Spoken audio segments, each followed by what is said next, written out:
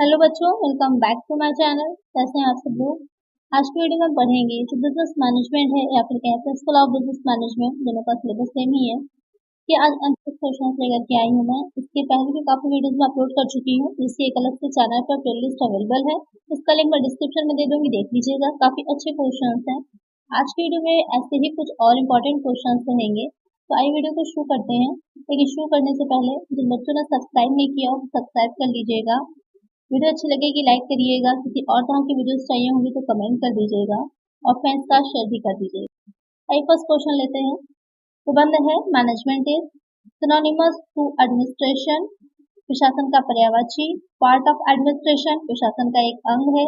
Inclusive of administration, प्रशासन सहित है। नन ऑफ दीज, इनमें से कोई नहीं। तो यहाँ पर क्वेश्चन पूछा है कि मैनेजमेंट एक प्रबंध जो है वो क्या रहता है, क्योंकि प्रबंध का प्रशासन से काफी क्लोज कनेक्शन रहता है, क्लोज रिलेशनशिप है, काफी गहरा संबंध है।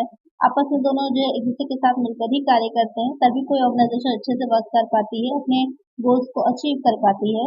तो जो प्रशासन होता है वो प्रबंध में ही एक तरह से सम्मिलित होता है या एक दूसरे में सम्मिलित है। प्रशासन जो है वो व्यवसाय की किसी बिजनेस की एक व्यापक संकल्पना है, जिसमें क्या रहता है कि कंपनी के क्या पॉलिसीज होंगी, किस तरह से कंपनी काम करेगी, उसकी उद्देश्य क्या होंगे, नीति निर्माण जो कर रही है उसके उद्देश्य क्या है, ये सारी चीजें आती हैं। और प्रबंध जो होता है उन्हीं नीतियों को किस तरह से, उन पॉलिसीज को कैसे लागू करना है, किस तरह से हम कार्य करेंगे, कैसे कार्य कराएंगे दूसरों से, कैसे उद्देश्यों को प्राप्त करेंगे। नीतियां बना लेना प्रशासन का काम है, लेकिन उन नीतियों को कैसे हम लागू करें, कैसे उनको अचीव करें, उन टारगेट को कैसे इम्प्लीमेंट करें, उन पॉलिसीज को, ये काम हो जाता है प्रबंध का, मैनेजमेंट का। तो क्या है, इंक्लूसिव ऑफ एडमिनिस्ट्रेशन, यानी कि जो प्रबंध है वो प्रशासन सहित है। तो एक आंसर हो जाएगा ऑप्शन सी।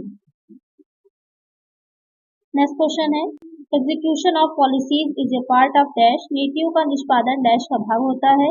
ऑपरेटिव मैनेजमेंट परिचालनात्मक प्रबंध का, ऑर्गेनाइजेशन मैनेजमेंट संगठन प्रबंध का, एडमिनिस्ट्रेटिव मैनेजमेंट प्रशासकीय प्रबंध का, या फिर एग्जीक्यूटिव मैनेजमेंट कार्यकारी प्रबंध का।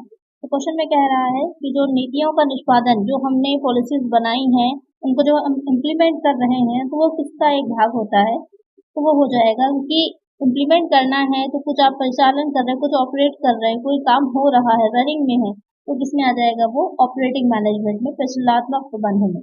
एक आंसर हो जाएगा हमारा ऑप्शन ए। यानी कि जो आप पॉलिसीज बनाते हैं, जो भी हम रूल्स एंड रेगुलेशन किसी भी ऑर्गेनाइजेशन के होते हैं, वो ऑपरेटिव मैनेजमेंट जो होती है उसके वही उसको ऑपरेट करने का, उसको चलाने का, उनको लागू करने का काम करती है। नेक्स्ट क्वेश्चन है, मैनेजरियल स्किल इंक्लूड, प्रबंधकीय कौशल में सम्मिलित है। टेक्निकल स्किल, तकनीकी कौशल। डायग्नोस्टिक स्किल, नैदानिक कौशल। पॉलिटिकल स्किल, राजनीतिक कौशल। ऑल ऑफ द अबव, सभी। क्वेश्चन में कह रहा है कि जो प्रबंधकीय कौशल होता है, क्योंकि पहले के टाइम में तो ये माना जाता था कि जो प्रबंध करना है, किसी चीज का मैनेजमेंट है, वो एक तरह से जन्मजात होता है, अपने आप ही एक क्वालिटी होती है किसी में, सारी चीजों को मैनेज कर लेता है बहुत अच्छे से। लेकिन आज के टाइम में तो मैनेजमेंट एक प्रोफेशन बन चुका है, एक पेशा बन चुका है, कोर्सेस चल रहे हैं इसके, जो अलग अलग चीजों में मैनेजमेंट करना सिखाते हैं। मैनेजमेंट कॉलेजेस हैं आज के टाइम में तो उससे आप अपने अंदर की उस स्किल को डेवलप कर सकते हैं। जैसे कि कुछ बच्चों की रुचि होती है, इंटरेस्ट होता है, तो वो अपने चाहे तो उसमें एडमिशन ले करके अपने अंदर की उन जो इंटरेस्ट है उनको और ज्यादा डेवलप करके अब उन स्किल्स को अपने अंदर ला सकते हैं, डेवलप कर सकते हैं, बढ़ा सकते हैं। तो उसमें कौन कौन सी चीजें आती हैं, टेक्निकल स्किल भी आती है, डायग्नोस्टिक स्किल भी आती है, और पॉलिटिकल स्किल भी आती है। तीनों ही चीजें आती हैं। तो करेक्ट आंसर होगा हमारा option D, all of the.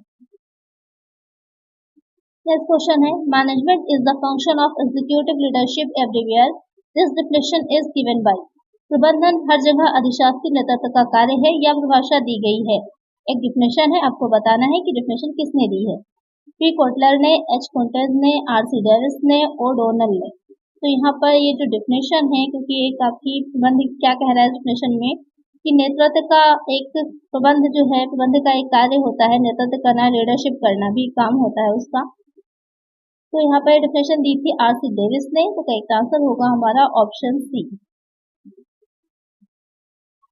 Next question है, the concept of management by objectives was propagated bye, उद्देश्यों के द्वारा प्रबंध सिद्धांत की अवधारणा को प्रसारित किया गया था। यहाँ पर आपसे पूछा गया है कि जो एमबीओ शॉर्ट में बोला जाता है मैनेजमेंट बाय ऑब्जेक्टिव्स, तो यहाँ पर उसका जो सिद्धांत है ये उद्देश्य द्वारा प्रबंध वो किसने प्रतिपादित किया था? हैरोल्ड कुंटेज ने, रॉल्फ डेविस ने, एच.एल. ग्रांट ने, पीटर ड्रकर ने। ये सिद्धांत किसने दिया था? ये दिया था जो आपके पीटर ड्रकर थे उन्होंने दिया था। तो एक आंसर होगा हमारा ऑप्शन डी। उनकी एक पुस्तक आई थी 1954 में, द प्रैक्टिस ऑफ मैनेजमेंट। इसमें भी ध्यान में रखिएगा, क्वेश्चन पूछ सकता है कि द प्रैक्टिस ऑफ मैनेजमेंट किसकी बुक है? तो किसकी हो जाएगी? पीटर एफ ड्रकर की हो जाएगी। उसमें उन्होंने ये सिद्धांत दिया था, उसके बारे में बताया था कि जो संस्था होती है, जो ऑर्गेनाइजेशन होती है, उसके जो ऑब्जेक्टिव्स होते हैं, तो कैसे वो अपने ऑब्जेक्टिव्स और अपने जो एम्प्लॉयज हैं और जो मैनेजमेंट है उसके बीच में इस तरह से आपस में कोरिलेट करके काम करे कि अपने जो उद्देश्य उसने बनाए हैं उनको वो अचीव कर सके, प्राप्त कर सके। तो ये हो जाता है उद्देश्यों द्वारा प्रबंध। तो करेक्ट आंसर है ऑप्शन डी। नेक्स्ट क्वेश्चन है, the principle that an employee should be made accountable to only one superior officer relates to. सिद्धांत जो कर्मचारी को उसके ऊपर के एक अधिकारी के प्रति ही जिम्मेदार या उत्तरदायी बनाता है वो कौन सा होगा? यूनिटी ऑफ डायरेक्शन, निर्देश की एकता, यूनिटी ऑफ अप्रोच, पहुंच की एकता, यूनिटी ऑफ कमांड, आदेश की एकता, सेंट्रलाइजेशन, केंद्रीकरण।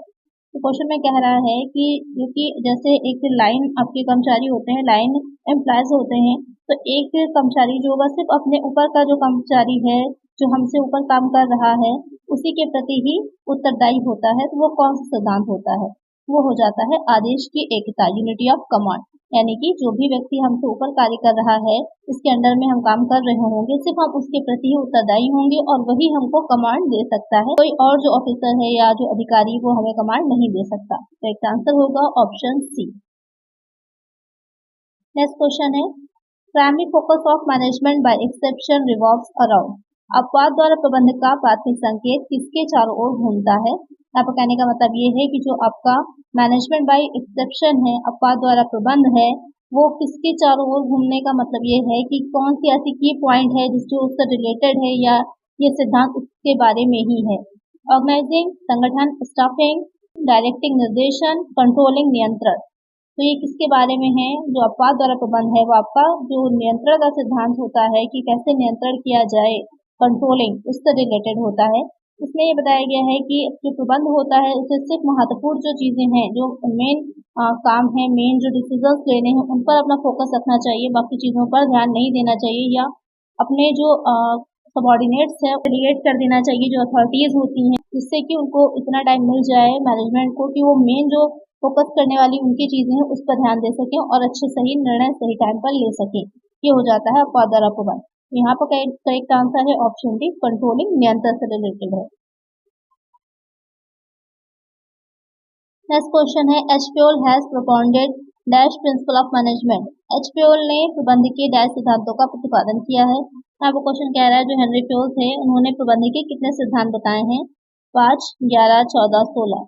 तो यहाँ पर जो हेनरी फ्योल थे उन्होंने प्रबंध के, आपको पता ही होगा, बहुत इजी सा क्वेश्चन है, कितने सिद्धांत है? 14 प्रिंसिपल्स दिए थे उन्होंने। तो करेक्ट आंसर होगा हमारा ऑप्शन सी। नेक्स्ट क्वेश्चन है, शॉप मैनेजमेंट पुस्तक जो 1903 में प्रकाशित हुई, डैश का लेखक है। अब आपको बताना है कि शॉप मैनेजमेंट जो बुक है उसके लेखक कौन है? H Fayol, William M Fox, F W. Taylor, H. Simon. तो यहाँ पर इस बुक के लेखक कौन है? ये हो जाएंगे जो आपके एफ.डब्ल्यू. टेलर है, उन्होंने ये बुक लिखी थी, 1903 में लिखी थी। एक आंसर हो जाएगा ऑप्शन सी।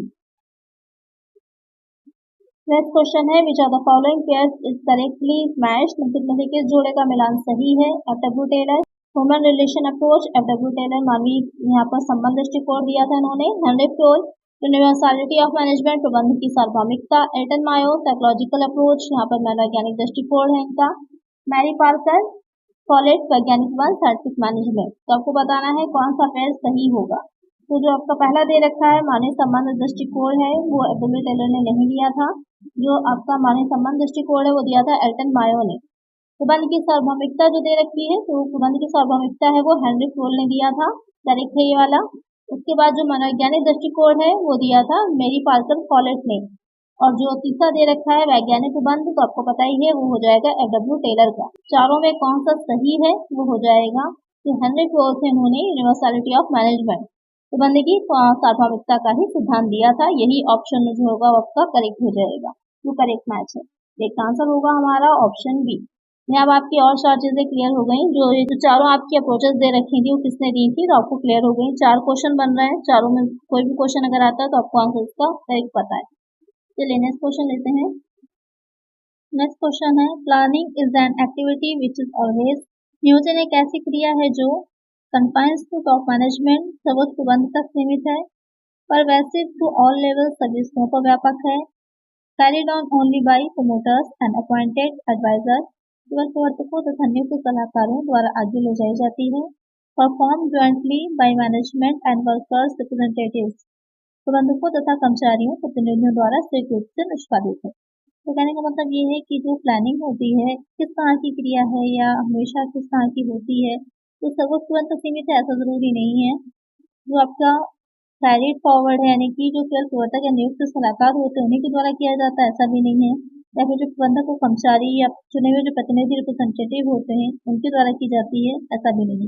ये जो नियोजन होता है वो प्रबंध के सभी स्तरों पर व्यापक रूप से होता है, सभी स्तरों पर प्लानिंग की जाती है। तो करेक्ट आंसर होगा हमारा option B, pervasive to all level, सभी स्तरों पर व्यापक है। नेक्स्ट क्वेश्चन है, management is today considered as a process of. प्रबंध को आज एक ऐसी प्रक्रिया माना जाता है जिसमें getting work done through others, अन्य के द्वारा कार्य किया जाता है, working with and through others, अन्य के साथ एवं अन्य के द्वारा कार्य किया जाता है, working with and through others, साथ कार्य करते हुए अन्य के द्वारा कार्य करवाया जाता है, नन ऑफ द अबव, उपरोक्त में से कोई नहीं। तो क्वेश्चन में कह रहा है प्रबंध जो है उसको एक इस तरह की प्रोसेस माना जाता है जिसमें कि दूसरे से कैसे किस तरह से कार्य कराया जाएगा, दूसरे के द्वारा कार्य कराए जाने की एक टेक्निक ही समझ लीजिए मैनेजमेंट होती है, प्रबंध होती है। अच्छे से अच्छे ढंग से हम दूसरों से के साथ भी और उनको अपने साथ मिलाकर भी काम करवा सके, कोऑपरेट कर सके, सब एक दूसरे के साथ समन्वय हो और एक दूसरे के साथ मिल करके जो भी ऑर्गेनाइजेशन है उसके गोल्स को अचीव कर सके। तो एक आंसर होगा ऑप्शन बी। नेक्स्ट क्वेश्चन है, planning, organizing, directing and controlling are the. नियोजन, संगठन, निर्देशन एवं नियंत्रण है। फंक्शंस ऑफ मैनेजमेंट, प्रबंध के कार्य। गोल्स ऑफ मैनेजमेंट, प्रबंध के उद्देश्य। रिजल्ट्स ऑफ मैनेजमेंट, प्रबंध का परिणाम। ऑल ऑफ द अबव, उपयुक्त सभी। तो जो प्लानिंग है, ऑर्गेनाइजिंग है, डायरेक्टिंग है और कंट्रोलिंग है, ये चारों ही चीजें क्या हैं, ये जो प्रबंध है मैनेजमेंट उसका कार्य होती है, उसके फंक्शंस होती हैं। तो करेक्ट आंसर होगा हमारा ऑप्शन ए। नेक्स्ट क्वेश्चन है, which function of management do not exist without planning. प्रबंध का कौन सा कार्य बिना नियोजन के अस्तित्व नहीं रखता। ऑर्गेनाइजिंग, संगठनात्मक, स्टाफिंग, डायरेक्टिंग, कंट्रोलिंग। क्वेश्चन में कह रहा है कि कौन सा प्रबंध का ऐसा कार्य है जो उसके बिना, नियोजन के बिना अस्तित्व में नहीं है। अगर सही ढंग से प्लानिंग नहीं की जाएगी तो उस कार्य को हम नहीं कर सकते हैं। वो कौन सा हो जाता है, नियंत्रण यानी कि कंट्रोल करना। अगर हमने प्लानिंग अच्छे से नहीं की है, उसको एग्जीक्यूट सही ढंग से नहीं कर पाया है हमने, तो हमें यही नहीं पता चलेगा कि हमने क्या अपने गोल सेट किए थे, क्या हमारा उद्देश्य था, पर्पस क्या था, तो फिर हम कैसे डिफ्रेंशिएट करेंगे उसे। जब हम डिफ्रेंशिएट नहीं कर पाएंगे तो हम कंट्रोल भी नहीं कर सकेंगे। तो हम डिफ्रेंशिएट करेंगे, हम देखेंगे कि कितना हमारा वैरियंस निकल के आया है, जो हमने एक गोल अपना डिसाइड किया था, जो हमने एक प्लान बनाया था, उस प्लान के अकॉर्डिंग काम हमने किया है या नहीं किया है। अगर नहीं किया है, जिससे कि हमारी कॉस्ट बहुत ज़्यादा आ रही है, लॉस हो रहा है, तो उस पर हम अपना कंट्रोल कर सकें, जिससे कि ज़्यादा एफिशिएंसी के साथ काम करके हम कॉस्ट पर भी कंट्रोल कर सकें, दूसरा संस्था भी हमारी अपने गोल्स को अचीव कर सके। बिना प्लानिंग के कंट्रोलिंग करना पॉसिबल नहीं हो पाता है मैनेजमेंट के लिए। तो करेक्ट आंसर हो जाएगा ऑप्शन डी। नेक्स्ट क्वेश्चन है, according to dash, a plan is a trap laid to capture the future. Dash के अनुसार नियोजन भविष्य को पकड़ने के लिए बनाया गया पिंजरा है। ये डिफिनेशन किसकी आपको ये बताना है, हार्ले की, न्यूमैन की, टैरी की या फिर एलन की। तो यहाँ पर जो डिफिनेशन रखी है कि जो नियोजन है भविष्य को पकड़ने के लिए, यानी कि कहने का मतलब ये कि जो प्लानिंग की जाती है जो फ्यूचर में हमें करना है, क्योंकि आइडिया नहीं होता ना फ्यूचर में क्या होगा, क्योंकि अनसर्टेन होता है फ्यूचर, अनिश्चित होता है, हमें नहीं पता कि किस तरह की एक नंबर कंडीशंस रहेंगी, क्या चीजें रहेंगी अर्थव्यवस्था में या गवर्नमेंट की पॉलिसीज में क्या क्या चेंजेस आएंगे। तो इस वजह से हमें नहीं पता होता कि फ्यूचर में कौन कौन सी चुनौतियां हैं, कौन से थ्रेट्स हैं, कौन सी अपॉर्चुनिटीज हैं जो हमारे सामने आ सकती हैं। लेकिन हम अपनी एक प्लानिंग तैयार कर सकते हैं, अपनी स्ट्रेटेजीज बना सकते हैं उनसे निपटने के लिए, उनसे अच्छे ढंग से और अच्छा सामना करने के लिए, अपने बिजनेस को आगे ले जाने के लिए। इसलिए कहा जाता है कि नियोजन जो होता है वो भविष्य में क्या हो सकता है उसको लिए खुद को तैयार करना, उसके लिए अपनी एक योजना बनाना, उसका एक पिंजरे की तरह है। ये जो डेफिनेशन दी थी ये दी थी एलन ने। क्या एक आंसर हो जाएगा ऑप्शन डी। इनका पूरा नाम लुइस एलन है, पूरे भी ऑप्शन में नाम हो सकता है लुइस एलन, तो एक आंसर होगा ऑप्शन डी। आज की वीडियो में इतना ही। आई होप आपको वीडियो अच्छी लगी होगी, क्वेश्चंस अच्छे लगे होंगे। अगर वीडियो अच्छी लगी है तो लाइक कर दीजिएगा, चैनल पर नए तो सब्सक्राइब कर दीजिएगा और फ्रेंड्स तक वीडियो को शेयर कर दीजिएगा। मिलते हैं नेक्स्ट वीडियो में। Thank you.